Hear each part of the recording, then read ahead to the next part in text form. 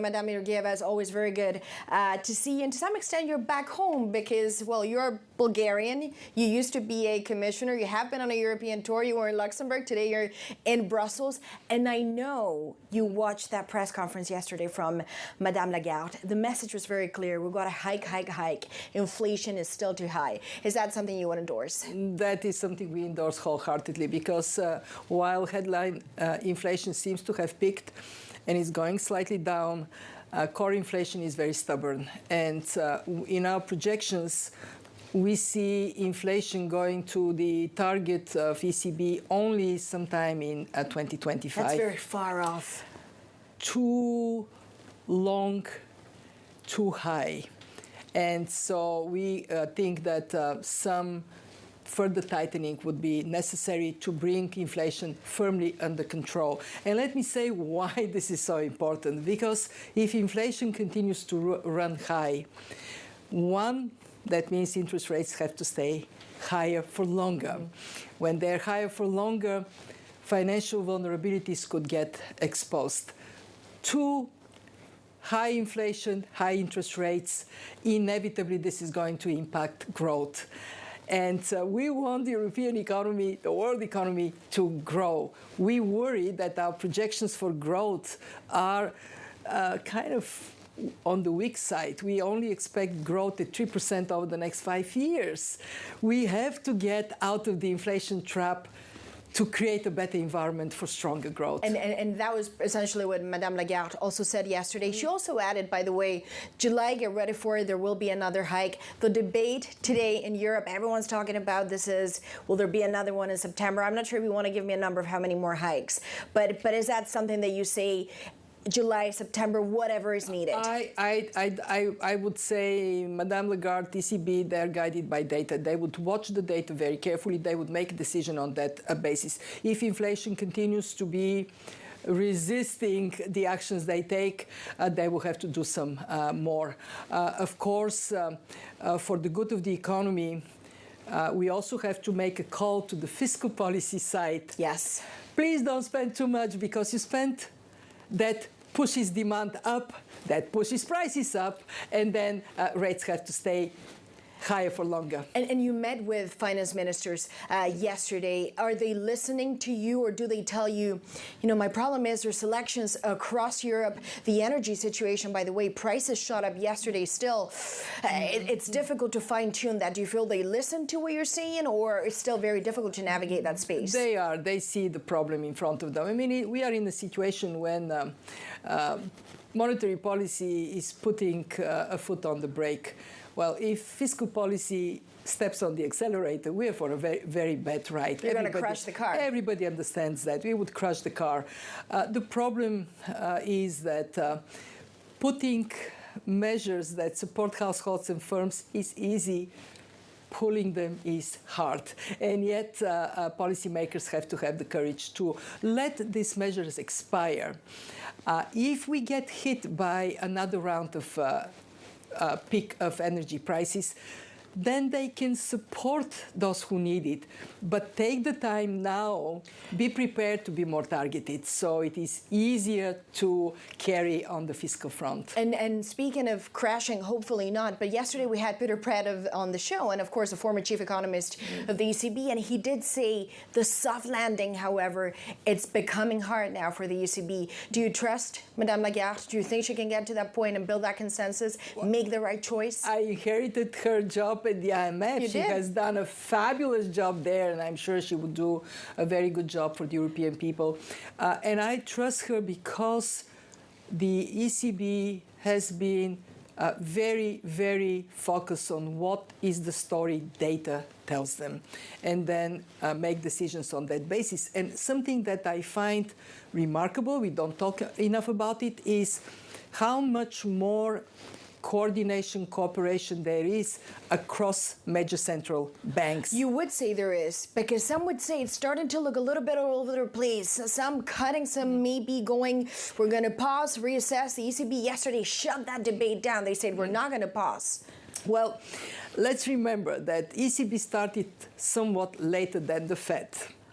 And the situation in Europe is different from the situation in the US. How is it different? Well, first, the US has not been hit as hard by energy prices. Europe suffered a bigger blow. What does it mean? It means Europe had to give more help to households and to firms. And that, of course, pushes demand up.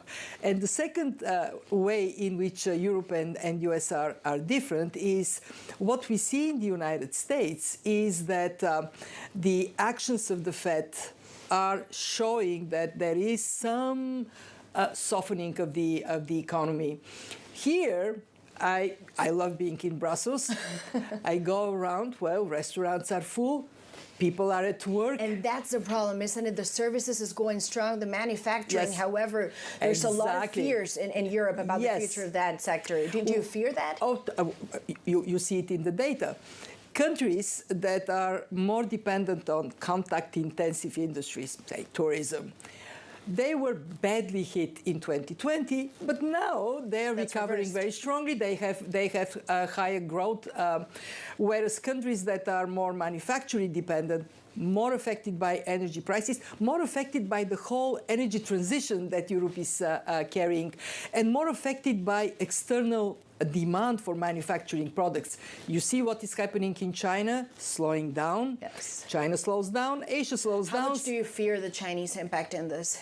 Well, the Chinese... It looks like they want to stimulate the economy. They have ample fiscal and monetary policy space. They were very cautious in prior years, and this is why the Chinese economy, one, being locked down, two, not enough policy support.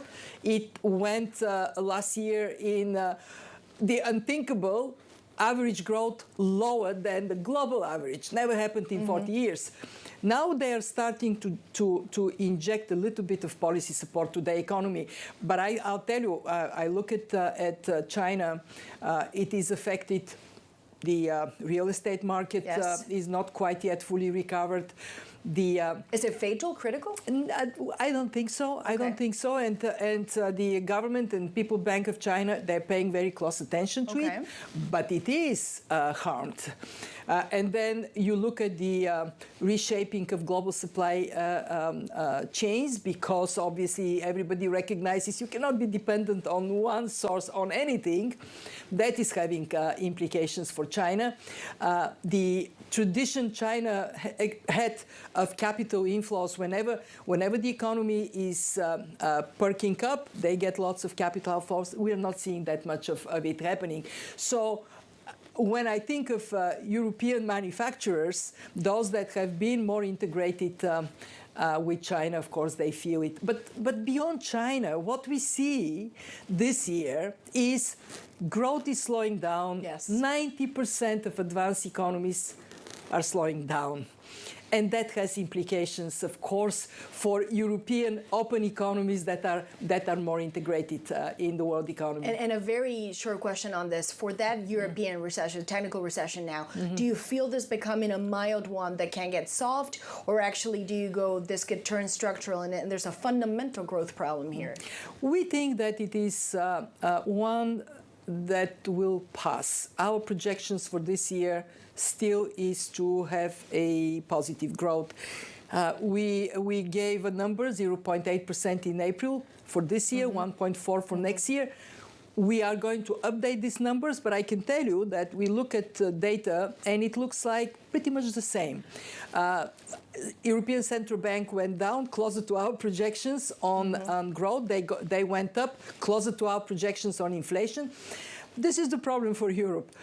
Growth slowing down, but inflation not following suit as fast as possible.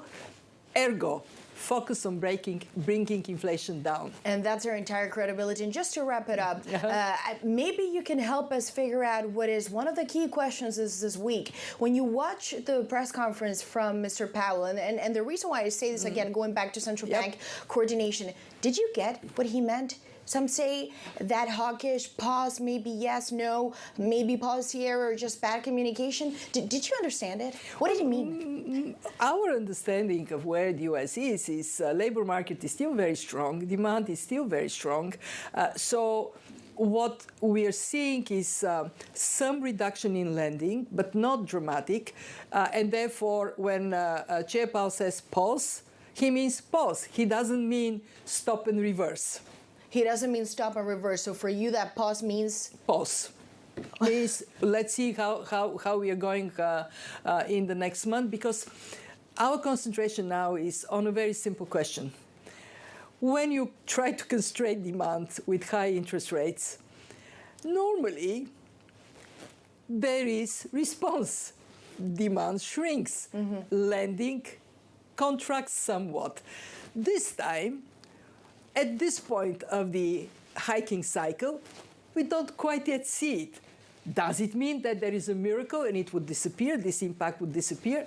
I doubt it. So there would be some slowing down. And then we come to your question, can we avoid hard landing? And the answer is, with careful calibration of monetary policy, take the pulse, look at the data, and then you decide what to do next. It is possible. But yes, the path is narrower. Well, Madame Georgieva, what a time to be the head of the IMF, but always great to see you. And this time around in Europe, we tend to see you in DC, but you're back to some would say, your old home, because you used to be a European commissioner. Very much it is. Some had 7 years in Tibet. I have my 7 years in Brussels. What stuffer? I don't know. Well, thank you so much for that.